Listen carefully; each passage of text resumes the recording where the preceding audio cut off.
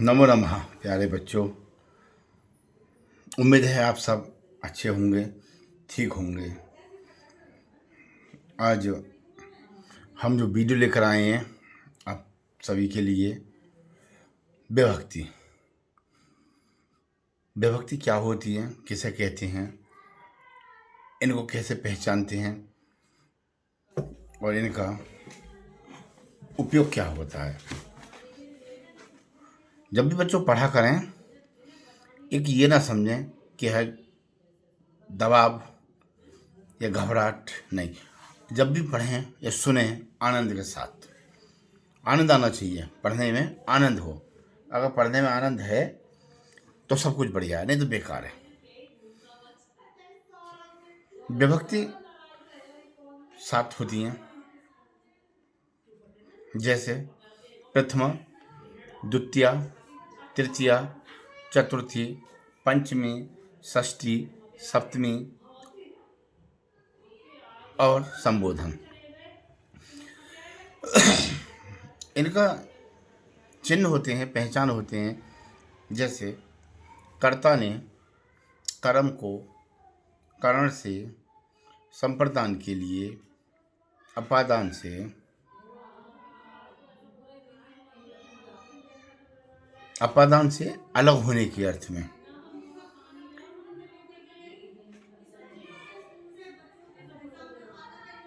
संबंध, काकी के, अधिकरण में पर, संबोधन हे, अरे, ओ आदि। जैसे प्रथमा विभक्ति है, इसमें आता कर्ता ने। जैसे कर्ता होता काम करने वाला, जिसे वह जाता है। सह गच्छति, सह पठति, सह क्रीडति, वह खेलता है। सा रोदति, वह रोती है।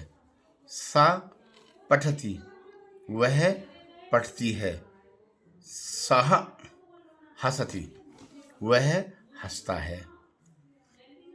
एषः खादति, यह खाता है। एषा पिबति, यह पीती है। कर्ता, जैसे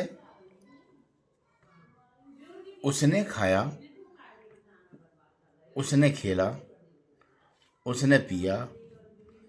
कर्म करने के लिए, वह पुस्तक को पढ़ता है। जैसे कर्ता ने कर्म को अगर हम ये भी कह दें वह किताब पढ़ता है या वह किताब को पढ़ता है, दोनों ही तरह से शुद्ध है। सह पुस्तकम पठति, सह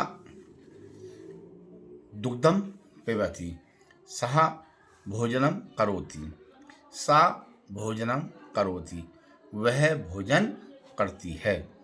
करण साधन, करण से यानी कि जो जिससे हम कार्य करते हैं उसे साधन कहते हैं। सह लेखनी, लेखन्या पत्र लिखति, सह चषकेन जलम पिबति, वह गिलास से जल पीता है। सह दंडेन चलति, वह डंडा से चलता है।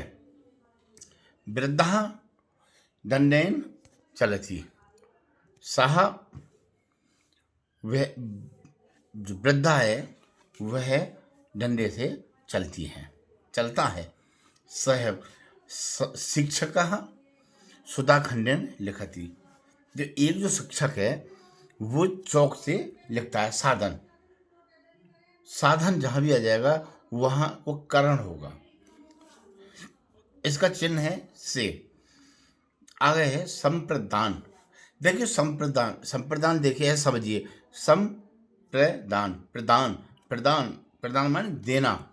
संप्रदान, प्रदान, देना, किसी के लिए कुछ देना। जैसे भ्रातः अनुज करते हैं कंदुकैन ददाति, यानी भाई छोटे भाई को गेंद देता है।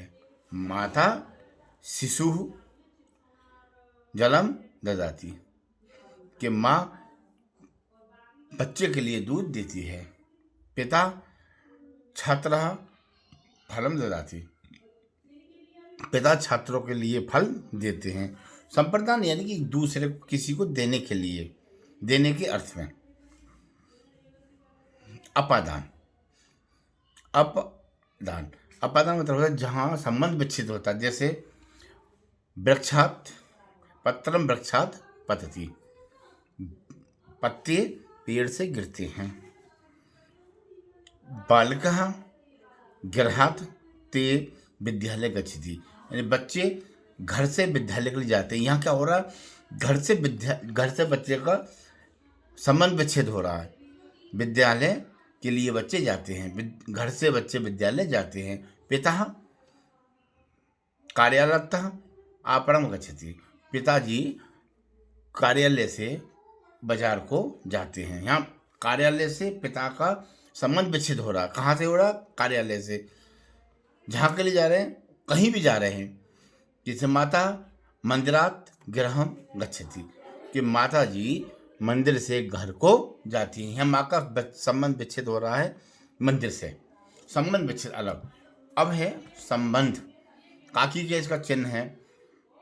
जैसे रामस्य पिता दशरथः, जो छठी विभक्ति में जो है इसमें क्या होता है, अस्य। जैसे रामस्य जो छठी विभक्ति जिसमें विभक्ति लगे उसको रामस्य कहेंगे। रामस्य, मोहनस्य, लवस्य, लवस्य भ्राता कुशः, लवस्य भ्राता कुशः, यानी लब के पिता, लब के भाई कुश हैं, लब का भाई कुश है। कृष्ण से पिता वासुदेव, कृष्ण के पिता वासुदेव हैं। कंस से भगनी देवकी, कंस की बहन देवकी है। कुंतियाः, कुंतियाः पुत्र कर्ण, कुंती का पुत्र कर्ण है। महिलाओं में जब इसका प्रयोग करेंगे, कुंतियाः, सीतायाः, सीतया, कुंतिया, लक्ष्मिया, या लगेगा।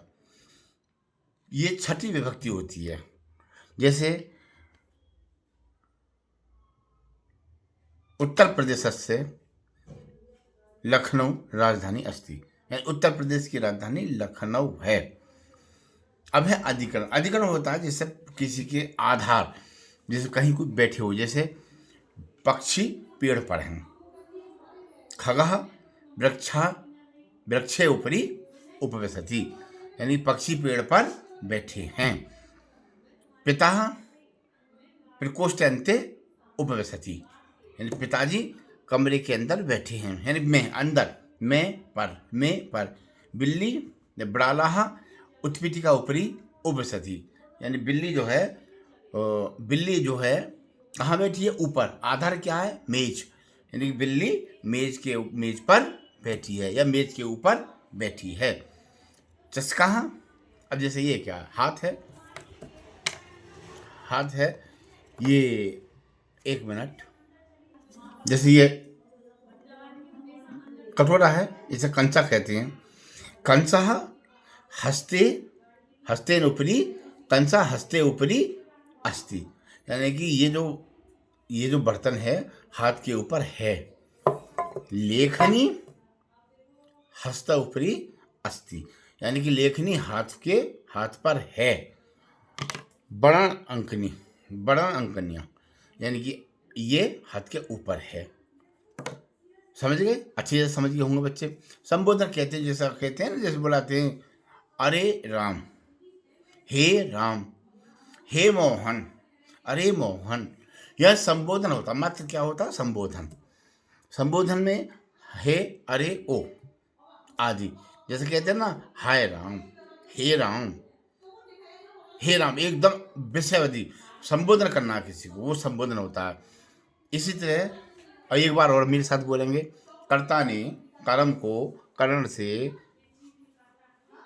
करण से संप्रदान के लिए अपादान से, अपादान क्या, अलग होने के अर्थ में, जहाँ संबंध विच्छेद होता हो उसके संबंध विच्छेद के अर्थ में संबंध काकी के अधिकरण में पर और फिर संबोधन, लास्ट में संबोधन।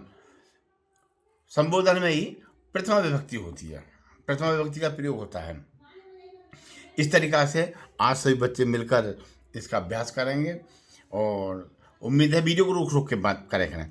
और मैं देखता हूँ ग्रुप में आप जो है ना तो एक भी कुछ छोटे छोटे वाक्य कम से कम लिखा करो, जिससे तुम्हारा अभ्यास हो और अच्छा उसका रिजल्ट आए, परिणाम आए। पर परेशान होने की ज़रूरत नहीं है। अगर कोई परेशानी हो तो व्हाट्सएप ग्रुप में भी आप डाल सकते हैं, लिख सकते हैं। और मैं अगर आपको समझा पाया तो बहुत अच्छा होगा। प्रयास कर रहे हैं, तुम्हारा भी प्रयास करना बहुत ज़रूरी है बच्चों, और मैं तुम्हारे साथ हूँ। और जैसे भी जितना जानता हूँ उससे ज़्यादा प्रयास करूँगा, कर रहा हूँ। और आपके लिए, मेरे लिए आप सभी बहुत आवश्यक हैं। इसी माध्यम से हम तुमसे मिलते रहेंगे। बहुत बहुत धन्यवाद। नमो नमः, नमः नमः, पुनः मिलावः। धन्यवाद।